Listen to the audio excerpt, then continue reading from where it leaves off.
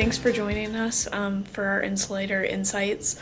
If you just want to start out telling our audience who you are, what your position is, the company that you work for, and then maybe where you're located and based out of. Sure. My name's Kyle Barrow. I'm the president of Olmsted Brothers Insulation. We've been doing installations for close to 30 years now in Charleston, Illinois. We service a pretty decent sized area. We get over into Terre Haute, into Indiana, been over to Bloomington, all the way as far as Jacksonville on the west side of Illinois, up north of Champaign, all the way to southern Illinois. So we've got a pretty broad service area. Yeah, for sure. So how would you say that you first got into the insulation business? Like, what is your story personally? My story personally, I was in college at Eastern and needed a part-time job. And a girl I knew, her dad was an insulator, so I started working for him, and I just kind of took off from there. I started on the cellulose truck, spraying cellulose, wet spray cellulose, and then moved to foam, started spraying foam, and then started selling, and then eventually after school I just started here and made it a career, and then I got a deal with the guy that owned it at the time, and he was ready to retire, so it just kind of worked out. Awesome. How would you describe the overall experience that you've had within the insulation industry? My overall experience. The overall experience has been good. It's been challenging at times. It's been fun. It's been a learning experience for sure. I think that's that way for anything in the construction world. It's just an always changing industry. There's always something new. There's always something else to deal with. So it's been a good experience overall, but definitely a learning experience. Yeah, for sure. I guess you would say that perhaps it's like helped you grow to be like adaptable and stuff. Obviously within the building industry there's so much change happening all the time, so in what ways has Olmsted just adapted to the times? Especially with our employees, just investing in them, making sure that they've got all the training, all the proper equipment. That's one of the things that's always changing. There's always a different spray gun. There's always a better mask. There's, those types of things. Staying on top of that, making sure we're not falling behind, and just trying to be, kept up with innovation. Yeah, for sure. So what kinds of insulation applications have you done before, other than, I know you touched on cellulose and foam. Has there been any other kinds that you've worked with in the past? Yeah, sure. We've done some cellulose with glue, the K19 type of stuff. We've done some of that. Obviously, all the bats you could ever imagine, fiberglass bats to cellulose bats, cellulose wall blankets. We've pretty much done it all as far as insulation goes, for sure. Yeah, awesome. So do you mainly work on residential, commercial, or industrial projects, a combination of all three? What kind of is your current market as far as service goes?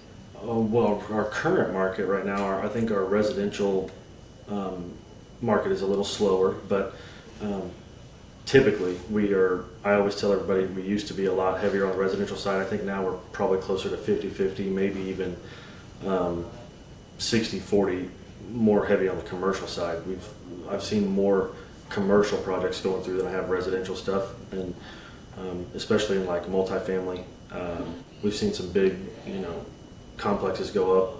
Had the privilege of working on some of those. We were maybe jumping ahead here, but we did a housing authority down in southern Illinois, and I think we're up to like 300 and something units down there now. So we've seen a big uptick in that for sure.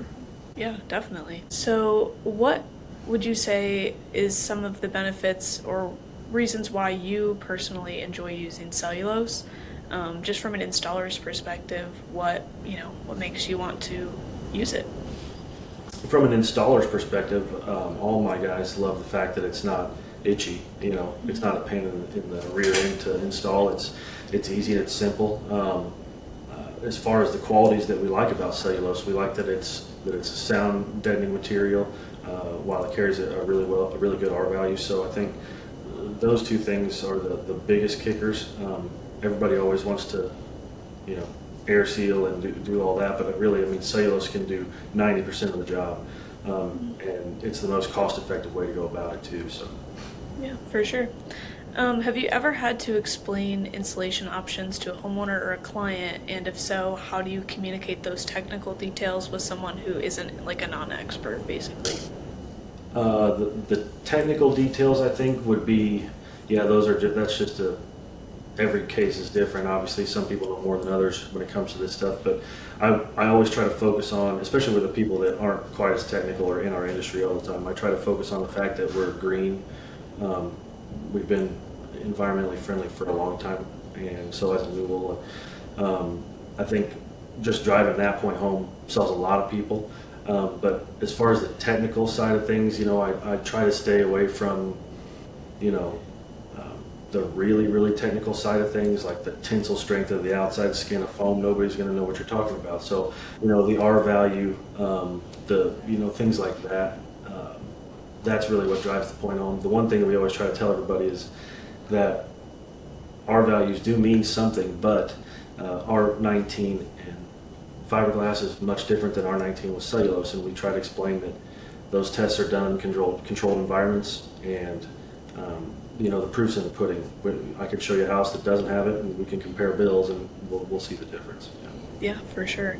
I think that's really helpful to just continue to educate people, because especially like, people like me, even before I became a part of this industry and the marketing side of things, like I didn't know a lot about insulation either, but I've learned so much. And yeah, it's really cool that you guys take the time to try and educate and show that to others.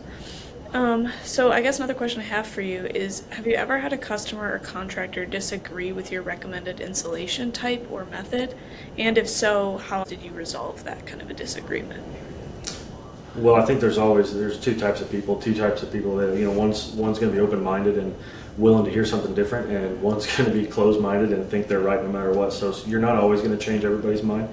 I think that's important to know that and just keep that in mind. But the good thing about what we do is all the work's already been done on Newell's behalf. That everything that we talk about is science-based. It's been proven time over time.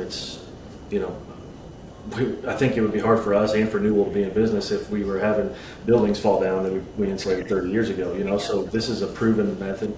And so I think we can be really confident when we're talking about it, and we know that what we're doing is the real deal. Yeah, definitely. How would you explain the benefits of proper insulation to someone who doesn't believe that it's necessary? Or have you ever had a situation like that occur? Oh, sure. I think a lot of people, look at things like the granite countertops in houses and think, well, man, that's going to really increase the value of my house. That's really going to help. It's going to be so much nicer. But insulation is the only thing that will keep paying you back. There's only two bills that you can ever get that are never ending: taxes and utilities. So if you can save money on utilities every month, that's going to keep paying you back forever. Whereas you get that one bill for that granite countertop and that's it. So I think it's important to drive that point home. Yeah, definitely. I guess in what ways have you personally seen, like from projects you've done, the performance of using proper insulation compared to not? I mean, obviously there's the huge cost savings aspect of it, but is there anything in particular that you would normally show to clients or homeowners to really hit home that point? One of the things that we give all our salesmen is a study that the University of Colorado did, and I don't want to misquote them, but they essentially did 3 houses. They built 3 houses exactly the same. One had all fiberglass, one had all cellulose, one had all foam. And the cellulose outperformed the fiberglass by 40%, and then the foam outperformed the cellulose by another 10%. Now that study is a little bit old. That was done quite a while ago, but I still think that for the most part that's going to hold true. And so that's a pretty telltale thing right there. But then even our electric co-ops, like our local electric providers, they'll tell you just by looking at somebody's utility usage and their bills who has cellulose in their attic and who doesn't. So a lot of times we can put our displays that Newell's given us over the years, and they'll display them in their offices because they know that, them being the electric providers, the gas providers, they know that that's where the real savings are. Yeah, for sure. Have you seen a benefit to using like different insulation types in conjunction with each other? Like, has that created better insulation from your perspective as an installer? Yeah, so what we essentially did was we added we did this years ago, I'm sure, just like everybody else, but we added another level of, I guess, another tier, and so we were kind of went to the good, better, and best. You know, and if all cellulose is great. Oh, and then if you wanted to go all foam, maybe that's a little bit more efficient, but really what we sell as the best option is a little bit of foam and then fill the rest of the cavity out with cellulose. We think that does two things that are important. It does do the air sealing that everybody wants. That's, you know, everybody wants a tight house. And then the cellulose adds more R value and the sound deadener. So that's, in our mind, the best of both worlds. I think that's what people want to hear. Unfortunately, that is the most expensive way to go, but probably the best efficiency-wise. Yeah, for sure. Okay, so getting into some more questions that fall around the work that you've done, what would you say is the weirdest job that you've ever done and why? The weirdest job. Well, a couple come to mind. We did a big commercial chicken coop down in southern Illinois. This has been a couple years back, but it was a freezer, and the freezer was, I think it was 150 by 200, and it was 20 feet tall. It was a freezer. And just being in that facility, having to do that process of a food grade facility, you got to, you know, get clean in, get clean out. You know, they don't want anything tracking in. There's a lot of steps and procedures you got to go through. Those are always interesting, and just seeing that process of a commercial chicken coop, it's hard to fathom. You know, 1 million chickens yeah. So that was interesting. The other one that sticks out is Mars Pet Care, where they make dog food right here locally, and it's a big industrial plant, and they have a 150-foot tower. And actually, Newell helped out with this one, but we got craned up every day to the top of this tower, and we had to foam the roof of that tower and then paint it. And actually one of Newell's reps was there with me and helped me do that with the trailer and one of my rigs and stuff. So that was fun and that was interesting, just something different. Yeah, definitely sounds cool. What would you say is probably the favorite job that you've ever done and why? I don't know that I've got a favorite job. I mean, we do a lot of stuff. We've always donated a lot to church projects and school projects, and Newell's have been there right there with us. They've always been able to match what we do or better, and those are probably the most rewarding anyways. Yeah, for sure. What would you say is the biggest job that you've done as far as like square footage goes or area? That project I touched on earlier, and we're not done with it. There's a couple more phases, I think, but we worked on specifically electric units at this housing authority in southern Illinois. And like I said, I think we're over 300 units down there now, and so those are pretty big jobs. You know, we're going down there and staying for weeks at a time, and Wow. and there's a lot of moving parts in those jobs, especially when they're different units. You know, that's not all. Those are all duplexes for the most part. So there's a lot of logistics and moving around, something like that. Yeah, definitely sounds like it. For those kinds of like duplexes and stuff, do you ever are you guys involved too in like doing like the firewall type stuff as well, or is that handled differently, or are you just insulating solely the units by themselves? Yeah, so these are all existing, and they were retro jobs, so we didn't have to do anything like that. We were able to kind of skate around the fire code thing. We do have to deal with codes a lot, and there are some special requirements, but luckily enough for us, all of these were on slabs, and so we were just going in and doing the attics, and then we were doing blower doors and testing the efficiency for the Ameren program that we work with, and so that was part of that. But yeah. Oh, great. And then what would you say is probably the hardest job that you've ever done, and why would you say that it was the hardest? Well, every insulator's got horror stories of a tight crawl space. You know, being wedged between the dirt and the floor joist is never fun. One in particular sticks out to me: super tight crawl space, and we didn't know, the homeowner didn't know, but they actually had a snake infested crawl space, and so a couple of my guys found that out the hard way, and so that will stick with you, I think. Yeah, for sure. Reminds me of like Indiana Jones, like Yeah. not liking the snakes, that's for Yep. sure. No, that is definitely terrifying. So what would you say separates a great insulation installer from an average one? Um, well, obviously, everybody, the whole deal is you want to be as efficient as possible. So, if you can get in, get it done quicker, and you're still just as clean, just as neat, just as punctual, just as professional, I think you're always going to stand out. I think there's fewer and fewer of those people. Um, I just hear I get calls all the time. Well, we tried this guy, but he never called me back, or you know, stuff like that. I think just being readily available, answering your phone, talking to people, um, being out in the public. All these insulation companies. I know there's the same situation I am. There's a community around them. They're all donating money. They're all helping local programs. I mean, that's the type of stuff I think that helps people stand out. Yeah, for sure. How would you describe the work ethic that you and your team have within the industry, and how do you stand apart in your area? Well, I might be biased, might be a little biased, but I think that we probably have, we've got to have some of the hardest workers. I've got some guys that have put in 15, 20 years, and just don't complain, show up to work, hard workers, don't care about sweating. And I think I would, again, I'm biased, but I would say that we probably stand out in that regard. But it seems like all these people I've met through Newell, just through networking through Newell, they all have that same thought about their own employees. So. Yeah, definitely. I think that's super important. So as someone who works within the industry, what do you think are some of the biggest misconceptions that people have when it comes to insulation? I think if there is a misconception, it's probably with the smaller builders that like to keep everything in house. I think they might look at us like we're expensive, or it doesn't really help that much, and they try to save money by putting bats in themselves, and I think that's a misconception on their part. I think that they're just doing their customers a disservice. And we've had those conversations before. Those are tough conversations to have because, of course, every contractor is going to tell you they care about their customer.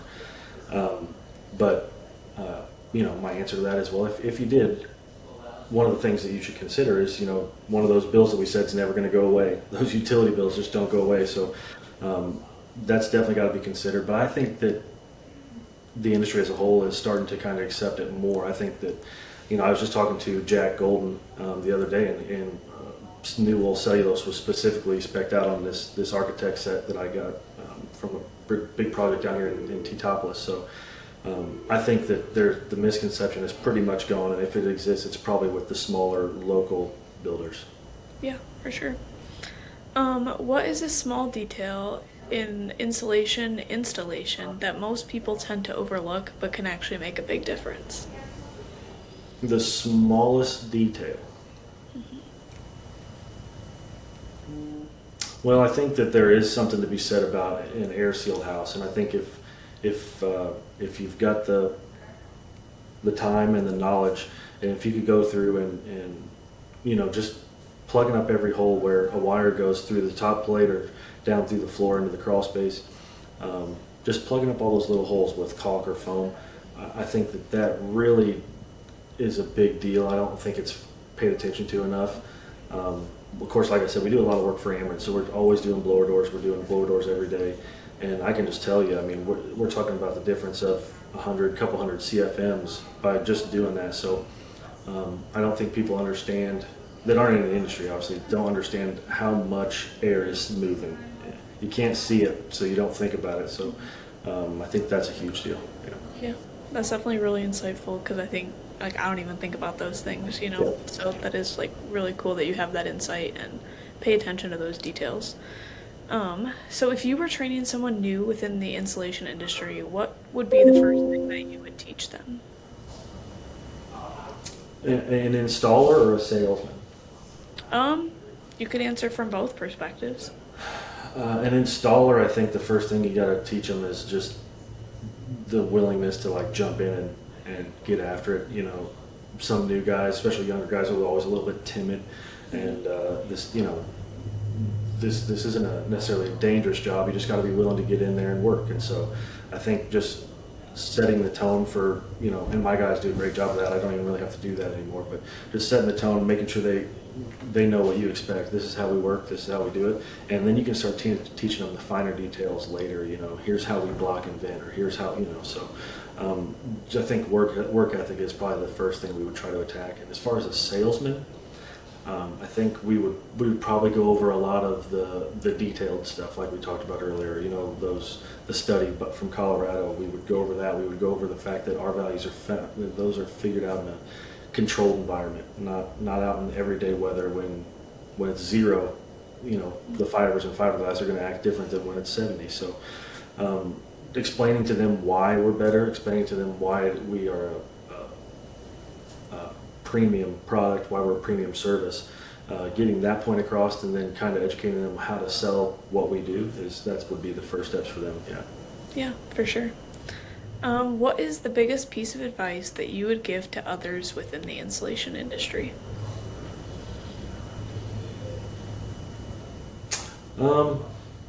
I think the only piece of advice I could give would be, I think it's all about the team you build around you. So you're only as good as all of your employees are. So I mean, if it's a reflection of me, it's a reflection of everybody that works here. I think you put a good team around yourself, I think you have a lot better chance of being successful. So that's the invest in your employees, and spend time with them. Make sure that they know that they're appreciated. That's a huge thing, and we always kind of think of ourselves like a family. So I think that is, that's pretty important.